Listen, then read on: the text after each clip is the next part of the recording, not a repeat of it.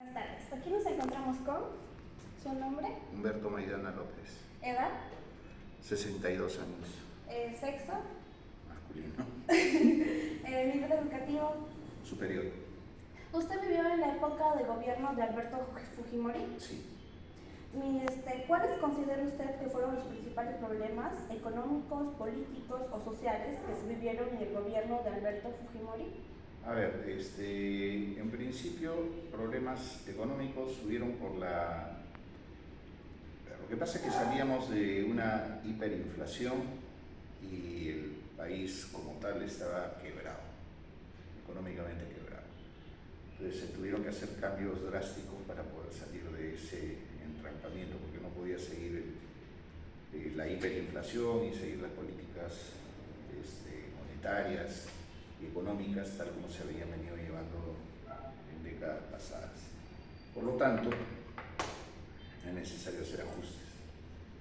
Y esos ajustes trajeron como consecuencia problemas sociales. Pero volvemos al tema económico. Lo que pasa es que inmediatamente no es que cambies hoy día las políticas económicas y mañana comienzas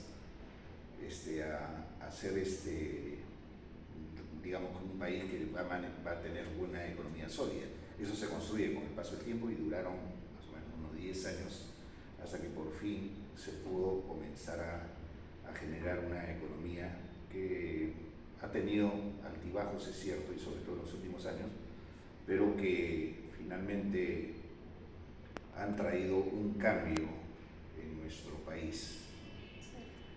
Cambios que ahora jóvenes de otras generaciones o personas de otras generaciones han podido, digamos, usar, por ejemplo, el tema de los servicios públicos otorgados por empresas privadas, que ha permitido, por ejemplo, que en el caso de las telecomunicaciones se puedan dar un mayor uso.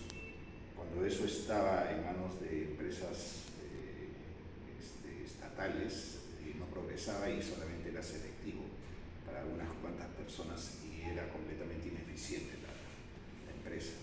Y no solamente como ella, sino varias empresas que estuvieron en ese tema. Después, los problemas sociales, es obvio, ¿no? El descontento social en los inicios era bastante fuerte, porque claro, a la mayoría de las personas nos gustaría que las cosas, si es que ya nos hemos acostumbrado a una hiperinflación, digamos que todo siga más o menos estable, pero sin afectarnos, pero lamentablemente pues tuvimos que tener un ajustón y ese ajustón trajo como consecuencia descontento de las personas, ¿no? De una buena parte de las personas.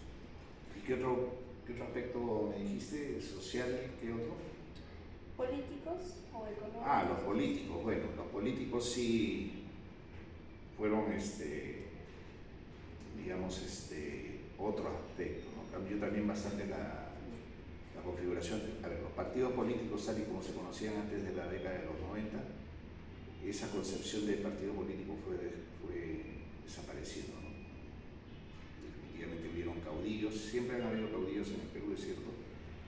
Fujimori hizo un partido nuevo, ¿cierto?, que estuvo en el poder varios años, más de 10. Lo cierto es de que finalmente se configuró una nueva, vamos a decir, un nuevo mapa político y cambiaron también la forma de hacer política en muchas de las entidades, de los partidos, ¿no? Bien, usted me habló sobre una inflación. Respecto de eso, ¿qué medidas implementaron para combatir la inflación que hubo durante el gobierno de Fujimori? A ver, así a grandes rasgos se tuvo que sincerar la economía, ¿no? Porque hasta ese momento nosotros no teníamos reservas que respalden el circulante que había en la sociedad. O sea, definitivamente no existía un respaldo de lo que había en el Banco Central de Reserva, no era el sustento de los billetes y dinero que circulaba en la economía, ¿no? Entonces se tuvo que hacer volver al nivel en que estábamos, con unas reservas prácticamente negativas, si mal no recuerdo, y tuvieron que hacerse una serie de cambios en la política monetaria. ejemplo, la independencia del Banco Central de Reserva, del poder político, es muy importante. Y eso nos ha permitido a través del tiempo mantenernos con una economía, si bien es cierto, es una economía pequeña comparada a otros países, por ejemplo el caso de Brasil o de México, pero es una economía que ha estado estable hasta en los últimos 15, 20 años, ¿no? 30 años, perdón. Entonces, a pesar de los problemas de la pandemia y los problemas políticos que han sucedido la inestabilidad política que ha sucedido en los últimos años, la política monetaria, la política macroeconómica se ha mantenido, evitando de que nosotros tengamos problemas más graves, ¿no? Problemas tenemos, pero no tan graves. Okay. Pasando a la tercera pregunta. ¿Qué políticas se implementaron durante el gobierno de Fujimori para abordar la pobreza y la desigualdad en el país? Bueno, lo que pasa es que Fujimori trabajó varios proyectos en el interior, ¿no? Como para cerrar la brecha infraestructural y de servicios. Y además, a eso, con el tema de las privatizaciones o las concesiones, se fue dando a la empresa privada la potestad de que pudiera invertir en empresas que estaban quebradas para que puedan brindar servicios públicos y también cerrar la brecha de infraestructura y servicios. Es una brecha que hasta ahora existe, es obvio. Nosotros no tenemos todavía, por ejemplo, al 100% agua potable y desagüe en toda la población. Y me refiero no solamente a la población urbana, sino a la población rural. También tenemos problemas de informalidad. Ese problema nunca se solucionó y ese problema se viene arrastrando desde la década de los 80. Entonces, tenemos medidas que se dieron. La principal es tener una economía estable, respetar al Banco Central de Reserva, no endeudarse en demasía, invertir en infraestructura pública en la medida de lo posible. Y después, con el paso del tiempo, pues ya, no durante Fujimori, sino posteriormente, ya los municipios, o sea, los alcaldes electos, los gobernadores electos, comenzaron también a generar infraestructura, ¿no? Para el cierre de brechas. Pasando a la siguiente. Dígame su opinión de las medidas que se realizaron en el gobierno de Fujimori para combatir los grupos terroristas. Fueron eficientes. La siguiente pregunta. Durante el gobierno de Fujimori se hizo una campaña de control donde se esterilizó a miles de mujeres. ¿Qué opinas sobre esta política? No sé mucho el tema. Okay. Pasando a la pregunta 6. ¿Conoce las medidas que se tomaron durante el gobierno de Fujimori para controlar la prensa y cuáles fueron sus repercusiones en la libertad de expresión? Sí, eso fue nefasto. Ese tema de tener una prensa paralela pagada con dinero de dudosa reputación. Claro, no es solamente va contra la libertad de prensa, sino que también trata de que a las personas las encaucen o les hagan ver una realidad que no existe, ¿no? O sea, tienen una percepción errónea de la realidad. Entonces, eso es completamente negativo. Eso es uno de los problemas que creo tuvo el gobierno de Fujimori, de lo más grave.